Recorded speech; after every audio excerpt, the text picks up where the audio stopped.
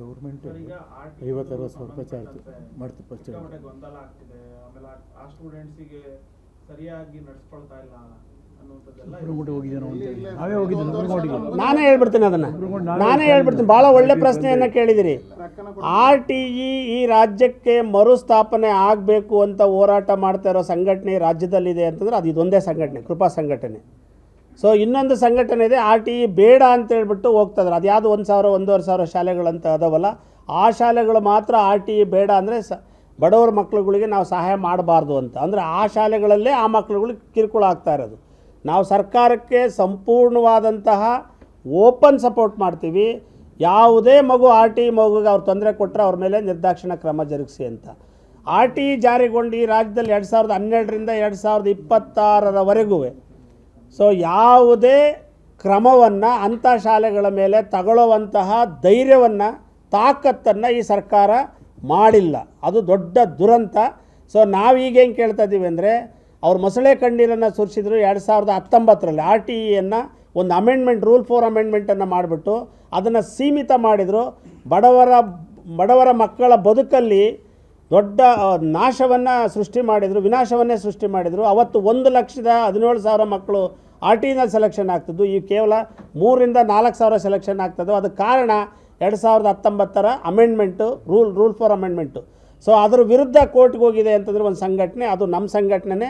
ಅದು ಸುಪ್ರೀಂ ಕೋರ್ಟಿಂದ ಆದೇಶ ಬಂದರೆ ಇವ್ರು ಜಾರಿಗೊಳಿಸಬೇಕಾಗುತ್ತೆ, ಯಾಕಂದರೆ ಬೇರೆ ರಾಜ್ಯಗಳಲ್ಲಿ ಗೊಳಿಸಿದ್ದಾರೆ. ಅಥವಾ ಬಡವ್ರ ಬಗ್ಗೆ ಕಾಳಜಿ ಇದ್ದರೆ ಸಿದ್ದರಾಮಯ್ಯನವರು RTEಯನ್ನು ಈ ತಕ್ಷಣ ಜಾರಿಗೊಳಿಸ್ರಿ ಅಂತೇಳಿ ನಾನು ನಿಮ್ಮ ಮೂಲಕ ಒತ್ತಾಯ ಮಾಡ್ತೀನಿ. ನಮಗೆ RTE ಬೇಕು.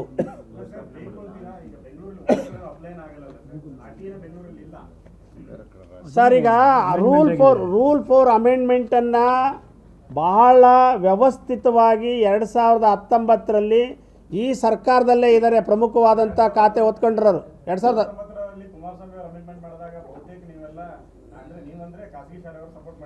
ಇಲ್ಲ ಇದು ಕೇಳಿ ಹೇಳ್ಬಿಡ್ತೀನಿ. ಕರೆಕ್ಟು, ನೀವು ಹೇಳಿರೋದು ಇದೆ. ಬೆಂಗಳೂರಿನಲ್ಲಿರುವಂಥ ಸಂಘಟನೆ ಸಪೋರ್ಟ್ ಮಾಡಿದೆ. ಅವರು 1-1.5 ಶಾಲೆಯವರು ಅದಕ್ಕೆ ಸಪೋರ್ಟ್ ಮಾಡಿದರೆ ಇವತ್ತು ಬಲವಾಗಿ ನಿಂತಿದ್ದಾರೆ.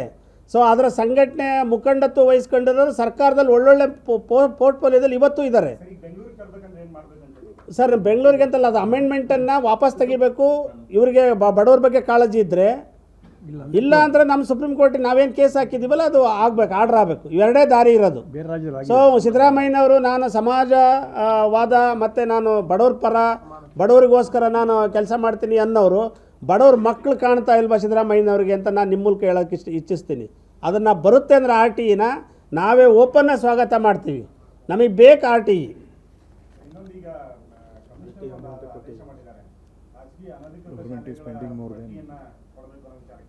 ಬಹುತೇಕ ಶಾಲೆಗಳು ಕೊಡಲ್ಲ ಅನ್ನೋದು ಒಂದು.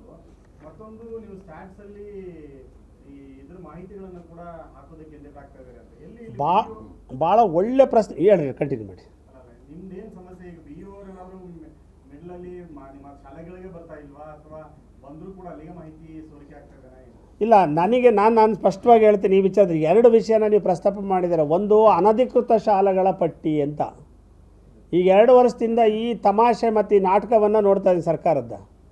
ಸೊ ನಾವು ಓಪನ್ನ ನಿಮ್ಮ ಮೂಲಕನೂ ಕೂಡ ಹೇಳಿದ್ದೀವಿ, ದಯಮಾಡಿ ನಿಮ್ಮಲ್ಲಿ ಪಟ್ಟಿ ಅಂತ ಬರೀ ನಂಬರ್ ಅಷ್ಟೇ ಅನೌನ್ಸ್ ಮಾಡ್ತೀರಾ, ಹೆಸರುಗಳನ್ನು ಅನೌನ್ಸ್ ಮಾಡುವಂತಹ ತಾಕತ್ತು, ಧೈರ್ಯವನ್ನು ಪ್ರದರ್ಶನ ಮಾಡಿ ಅಂತೇಳಿ.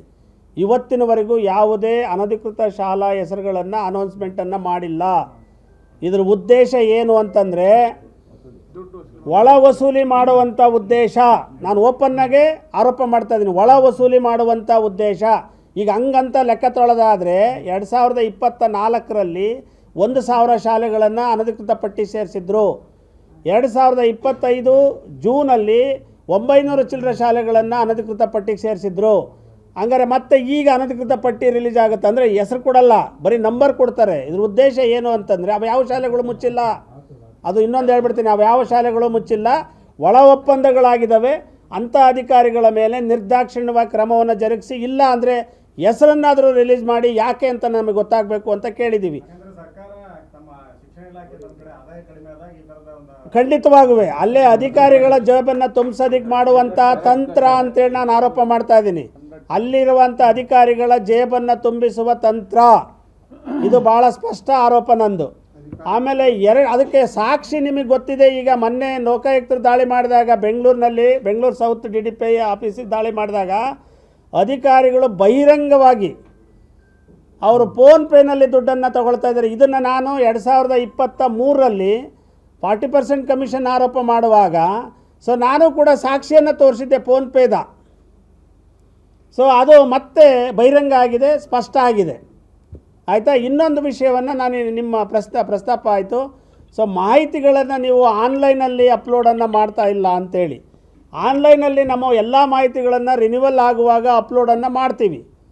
ಓಕೆ. ಸೊ ಅದರಲ್ಲಿ ಫೀ ಸ್ಟ್ರಕ್ಚರ್ಸನ್ನು ಪ್ರಮುಖವಾಗಿ ನಾವು ದಿನಪತ್ರಿಕೆಗಳಲ್ಲಿ ನಾವು ನೋಡ್ತಾ ಇದ್ದೀವಿ. ಸೊ ಖಂಡಿತವಾಗೂ ನಾವು ಅಪ್ಲೋಡನ್ನು ಮಾಡ್ತೀವಿ. ಸೊ ಅಪ್ಲೋಡ್ ಮಾಡದೇ ಇರೋಂಥ ಶಾಲೆಗಳ ಮೇಲೆ ಸರ್ಕಾರ ಕ್ರಮವನ್ನು ಜರುಗಿಸೋದಕ್ಕೆ ಸಾವಿರಾರು ಜನ ಅಧಿಕಾರಿಗಳಿದ್ದಾರೆ.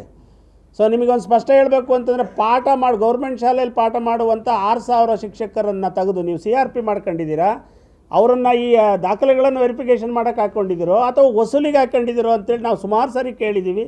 ಅವ್ರ ಕೆಲಸ ಏನು ಅಂತಂದರೆ ಖಾಸಗಿ ಶಾಲೆಗಳಿಗೆ ಹೋಗ್ಬಿಟ್ಟು ವಂತಿಕೆಯನ್ನು ಅಂದರೆ ಎಕ್ಸ್ಟಾರ್ಷನ್ ವಸೂಲಿ ಮಾಡ್ಕೊಂಬಂದು BO ಕೊಡುವಂಥ ಕೆಲಸಗಳನ್ನು ಮಾಡ್ತಾ ಇದ್ದಾರೆ. ಹಾಗಾಗಿ ಶಿಕ್ಷಣದ ಗುಣಮಟ್ಟ ರಾಜ್ಯದಲ್ಲಿ ಅಧೋಗತಿಗೆ ದಾರಿ ತಪ್ಪಿ ಅಳಿತಪ್ಪಿ ಹೋಗ್ತಾ ಇರೋದು. CRPಗಳು BOಗಳು ಮತ್ತು DDPIಗಳು ಸಾಕ್ಷಿ ಸಮೇತ ಕೊಟ್ಟಿದ್ದೀವಿ. ಸೊ ಇಲ್ಲೂ ಕೂಡ ನಿರೂಪಿತ ಆಗಿದೆ ಲೋಕಾಯುಕ್ತರು ದಾಳಿ ಮಾಡಿದಾಗಲೂ ಕೂಡ. ಸೊ ಭ್ರಷ್ಟಾಚಾರ ತಾಂಡ ಆಡ್ತೈತೆ ಶಿಕ್ಷಣ ಇಲಾಖೆಯಲ್ಲಿ.